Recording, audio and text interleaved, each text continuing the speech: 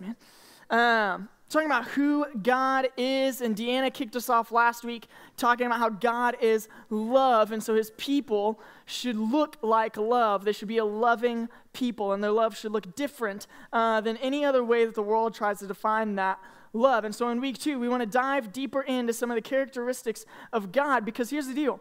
Everyone around you, whether believers or not believers or people of a different faith, everyone around you has an idea of who God is or who he isn't, what he does or what he does not do, and how he conducts himself in the world. And most people are pretty vocal about how they feel about God and who he is. And so you are already taking all that in, whether you know it or not, and you're beginning to build up this idea of who God is. And some of you have grown up in church, and you begin to build up this idea of who God is, and you're putting these bits and pieces together of the characteristics of God, and you're trying to figure out who he is and what he is like. And so through this 4-week series, we're going to look at just a few things. We can't just sit here and uncover all of the complexities of God, but to look at a few characteristics of who we know God to be from looking at Scripture. Who God says he is, who his faithful people say that he is. We want to find out who is the God that we sing to, that we worship, that we read, and that we study about, and what are some of the major things that I need to know about him to understand him and who he is.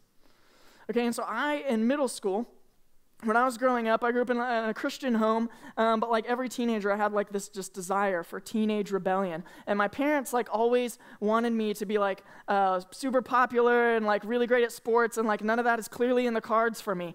And so for like me and my friends, we were like, we're gonna skate. And we started skateboarding. That was what we loved to do. We were like, sports? Sure, but skateboarding. Because girls love scabs and bruises. That was where we're at, right? Like tight jeans, black shirts, like everything that made our parents mad, because like every parent ever had like this weird fear that like, my kid wore black, he loves Satan. And they were like, no, Mom, this is a black t-shirt, like I bought it from Old Navy, you'd be okay. And so, we dressed the part, like listened to heavy music, which I still love to this day because it's from the Lord himself. And that was kind of the world that we lived in.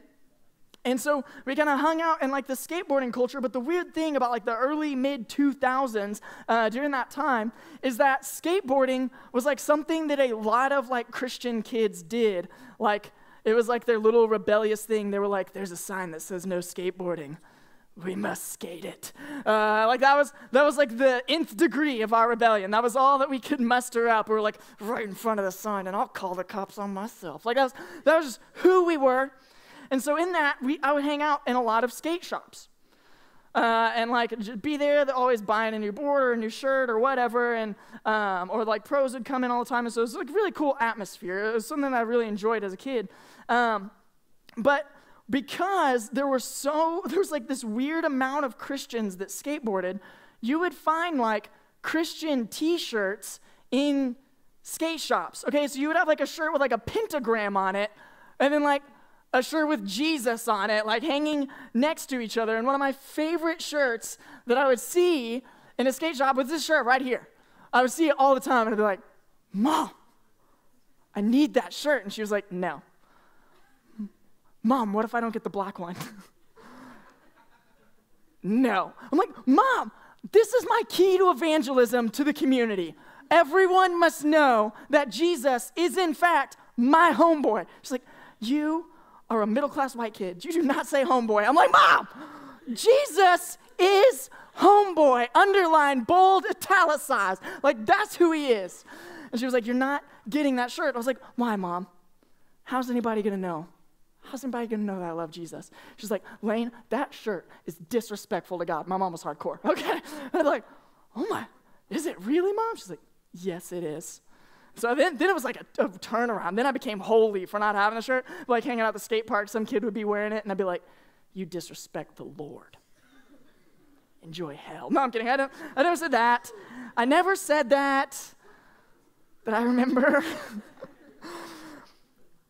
And what was interesting about that shirt, and what is interesting about the figure that we paint of Jesus and who God is, and especially in the church, is like we really love talking about how loving and friendly Jesus is and the kindness of the Lord. And like eventually Jesus becomes like this adorable teddy bear. We're like, look at how good he is.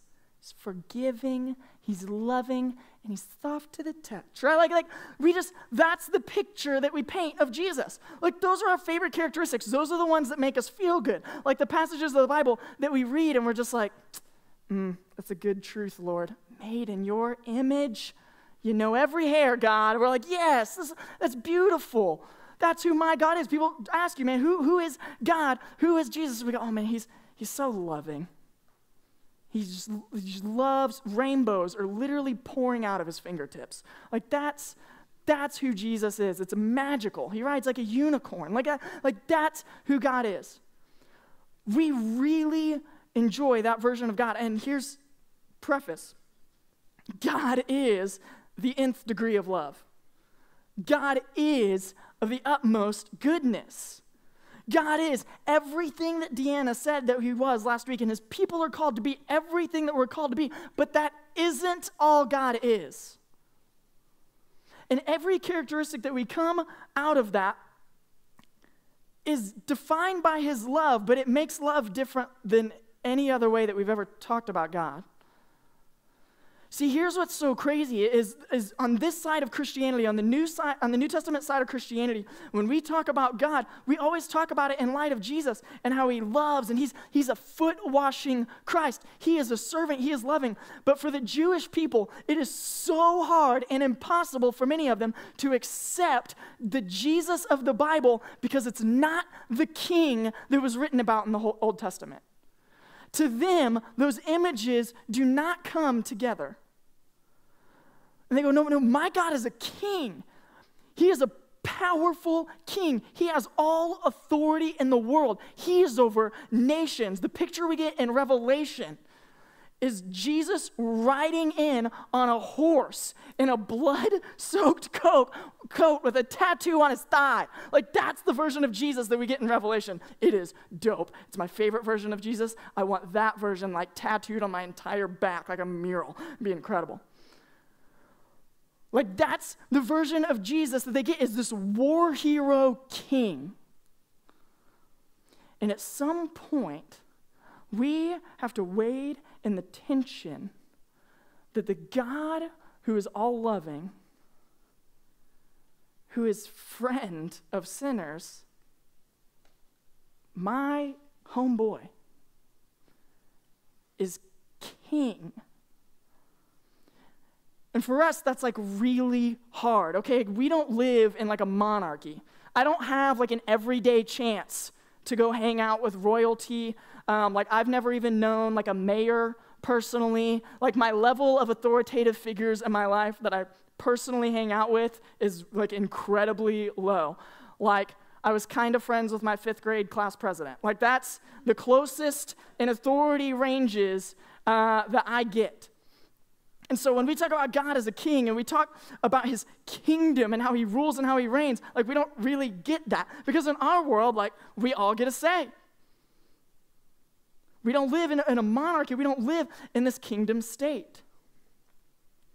And we have to learn to understand what it means for God to be king and for him to reign in his kingdom so we can fully understand who God is. Because here's the deal. When we sing songs about how God is worthy and take my heart, God, lead my life, those songs are only good if God's king.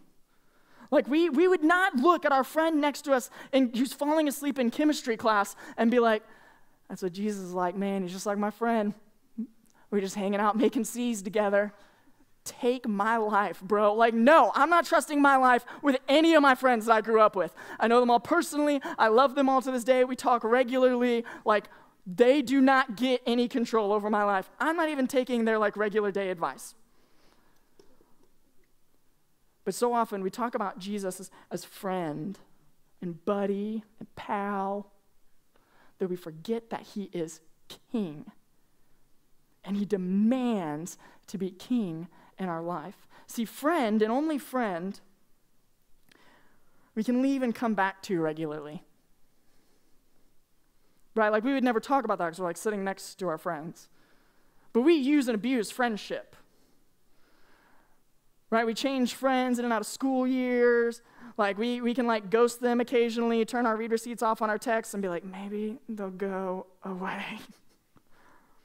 And when Jesus becomes friend and only friend, he kind of becomes that relationship. That we're just like, maybe he'll go away and I can come back to him when I'm serious about this faith thing. Maybe when I'm 30. That sounds like a good time to come back. That is friend and friend only Jesus. And we go, because he's full of compassion, he's full of grace, he's full of love. He'll welcome me back whenever, and whenever, we'll cross that bridge when we come to it. But Jesus the King demands something different. And Psalm 99 gives us a picture of what this king looks like, who this king is. And in Psalm 99, what we get is people shouting praises to the king, calling out who he is, how he acts, how he deals with people. Who is the king? And is he like any king that we've ever known? Here's what Psalm 99 tells us. Verse 1 says, "The Lord reigns." The wind in here. "Let the peoples tremble. He is enthroned between the cherubim. Let the earth quake. The Lord is great in Zion. He is exalted above all the peoples. Let them praise your great and awe-inspiring name. He is holy." The mighty king loves justice. You have established fairness. You have administered justice and righteousness in Jacob. Exalt the Lord our God. Bow and worship at his footstool. He is holy. Moses and Aaron were among his priests. Samuel also was among those calling on his name. They called to the Lord, and he answered them. He spoke to them in a pillar of cloud. They kept his decrees and the statutes he gave them. Lord our God, you answered them, and you were a forgiving God to them, but an avenger of their sinful actions. Exalt the Lord our God. Bow and worship at his holy mountain, for the Lord our God is holy. What kind of God is he? What kind of king is he? Man, he is holy. He is set apart. He is a different standard. He is a different king than anything they've ever seen. As a matter of fact, God, for the longest time, was the king over Israel, and there was no person king in place, and the people begged to have an actual king in place, and so God gives them one, and what they realize time after time after time after time is that all of those kings are weak in comparison to the king.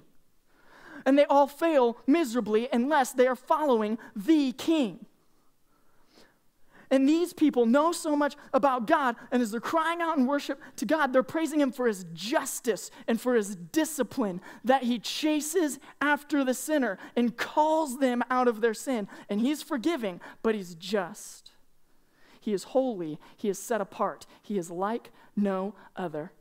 Because when you and I, we can't walk in justice and grace very well. We're like, where's the line of like, yeah, there needs to be justice, but Jesus is full of grace and mercy. God doesn't struggle there. He just walks that line perfectly.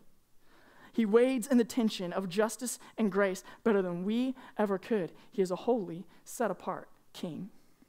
He is not corrupt. He is not deceitful. He is not out for his own power. He is not out for his own authority. He is God. He is king. He is set apart. Holy is he. That's what we see about our God in Psalm 99. He is king. And he loves, but he's just. And he's different than anything we've ever seen because he is holy. So here's the thing about a king. A king demands that we walk out of our complacency. There are no complacent feelings about the king. He deserves all reverence, all authority. At times in Scripture, he deserves all terror because he is the king. And that is the role that he wants to hold in your life, that we give our lives to the king, that we live in his kingdom. And there is a law in his kingdom, and his law is grace, but his law is also just. Here's the thing about the presence of kings. If you were to get to meet royalty, here's the deal. The most intimidating man I've ever met is my wife's father. He stands all of about 5'6". He's a high school football coach. He is jacked. I am literally none of those things. The first time that you meet the father of the woman that you love, you look through your closet a couple times, see what you're going to wear. You're like, oh my, all of these things have stains on them. This is incredible. I'm going to have to go buy an iron for the first time. This is crazy. I'm just kidding. I love ironing all my shirts. Wrinkle-free, man. It's great. In the presence of that intimidation, I have deep concern with how I present myself. In the presence of the king, people fall face first. People shout in worship. People come before him begging to be in his presence. That's the thing about kings. Now here's what's good about our king. In the book of Esther, Esther is going to be the wife of the king. And at the time, before you could be in the presence of the king, you'd have to go through 12 months, a year for those of you calendar people, of preparing yourself to be in the presence of the king. 12 months of bathing, perfume, cleaning rituals, getting your health and your outside prepared to be in the presence of the king. In hopes that as you were presentable on the outside, you would also be working on your inside.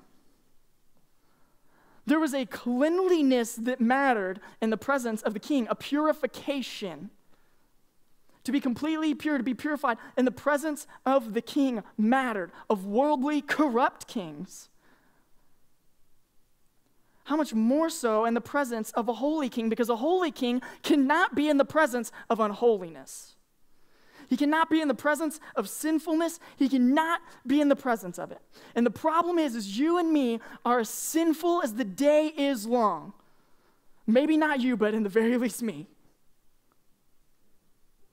We deserve no part in the presence of the king.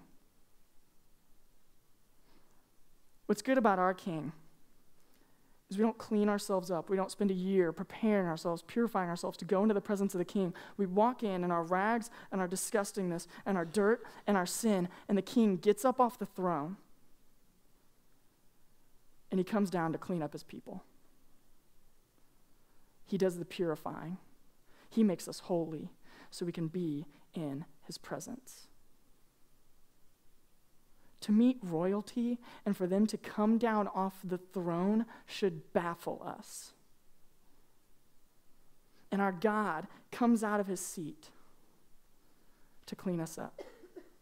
And he sends Jesus, his son, who is God in the flesh, rightful to the throne. He sends Jesus to come down, to die on the cross, to be raised again, that when we put our faith in him, his death, his blood covers a multitude of sins, all of sin, so we can stand in the presence of the King, holy and blameless, not because we cleaned ourselves up, because we did enough good deeds, because we are a good person, because we checked off our attendance at church, because we did all our community service hours, because we went to that mission trip, because we went to camp, because we were nice to the person next to us, because we were sinners, unholy, and God found a way to clean us up when we couldn't. That King demands worship. That King is worthy to be praised more than any other king. I think there's a moment in our faith that we go from knowing Jesus just as friend to knowing Jesus as king. In college, my faith was so back and forth. Rock solid one day and sand through my fingers the next. Huge struggle, majorly different worlds. learning to walk on your own, learning to be independent, learning to figure out who God is and follow Jesus. And I remember one night, all my life, Jesus had been friend. All my life. And I remember one night, in the midst of my sin, finding myself on the floor of the room of the house that I lived in, on my knees, because I realized God is king. And my sin belongs nowhere in his presence. And if I claim to walk in the kingdom, I should be pursuing holiness and letting God clean me up day by day. There is no room in his presence for sin.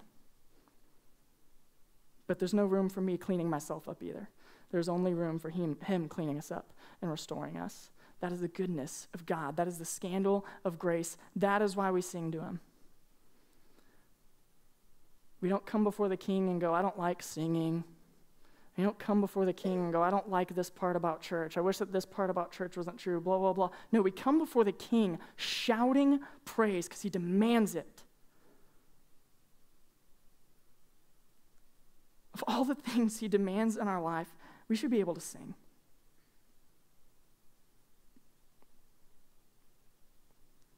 The band's going to come up and lead us in worship.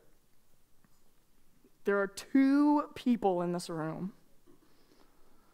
There's one who knows Jesus, who knows him as friend, and you've been walking with Jesus, and maybe you're like me in college, and one day you're rock solid, and the next you're sand through fingertips, and your faith is exhausting, and you said a prayer, and you were saved, but you have no idea what it means to walk with Jesus, what it means to make God king. You have no idea. You have no idea what it means to regularly pursue holiness, that at this moment that you accepted Christ in your life, he was not done with you. He is regularly forming you into his character, that you would look like him. That every character we discuss about God, it should begin to be on his people. For you, as we get a tiny image of the throne room, worshiping before God, maybe it's time you worship God not just as friend, but as king for the first time. And you begin not to clean yourself up, but to let God work in you and clean you up. And then there are those of us that we've never known Jesus for the first time. We've never said a prayer. We've never been to church. We've never walked with him. And here's the thing, church doesn't save you anyway. We're talking about knowing the king, giving your life to the king being over your life, that you live in his kingdom. You walk in his kingdom. You walk in his grace and his justice, and he is over your life. That tonight you would give your life to the king. Man, he is friend, but he is king. And he is holy. We are not. Some of you, you're seniors, man, you're about to graduate. Your life is about to get rocked. Whatever you think is about to happen the next 4 years, you are so completely wrong. You are just the opposite of that, probably. You have a chance in your last summer, in your last month, and as I get to spend I haven't even known any of you for a year, to decide, will Jesus be king? God, I hope so. Or will he be friend that you ghost halfway through your first semester? Will he be king that demands worship, or will he be Lord of your life? Bow your heads with me. If you have never known that Jesus, I'm going to say some words, and you can repeat them. They're not magical. They're much like the words the first time I chose to follow Jesus.